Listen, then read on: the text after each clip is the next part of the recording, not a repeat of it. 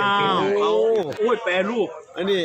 อินทผลัม แปรรูปเป็นอินทผลัมแปรรูปเป็น แต่ต้องดื่มความชื่น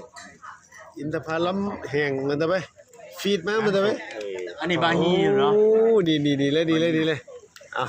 โอ้ไปยังบุญแล้วเห็นปะแซ่บเลยเจ้เอาได้กันซิมมือหน่อยนะ น้ำตกก็น้ำอะไรน้ำ โอ้ ด้วยต้อง ฮะ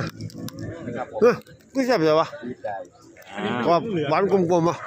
ยิ่งกินสดยิ่งแซ่บกว่านี้ เยอะมากหวานขอท้า อันนี้มัน นี่แหละครับอินทผลัมฟีดได คันลูกสด ฟีด ต้อง แห้ง มีก็นี่เห็นปะ จากสวนอาจารย์ลิ้นนะครับ อันนี้ลูกคัน ลิ้นยาว ต้องเวลาคัน ผมจิมุนได้ซิมแล้วป่ะเนี่ยโอ้ไปยังบุญ อยากคัด ขอท้าแล้วอยู่ร้านรับพยักมันเอ็นว่าได้กิน อันนี้ ข้าว แปร เลี้ยง รูปแล้วนี่ น้ำกันหาคนมือเนี่ย อันนี้เฮ็ดเองเลยเนาะ ขอท้าแล้วโอ้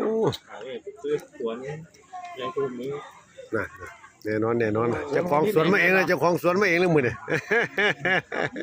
ได้รับมาตร ขอ ฐาน ท้าแล้วขอบคุณหลายๆครับยายครับ อันนี้เจ้าของสิบ่ทันได้เปิดกินอยู่เนาะว่าสิเอาไปฝากเมีย ยอมกินมันทำไม ของดีใช่ผมด้วยเนี่ยขอบคุณจันทร์ลิหลายๆครับขอบคุณหลายๆ สวนมา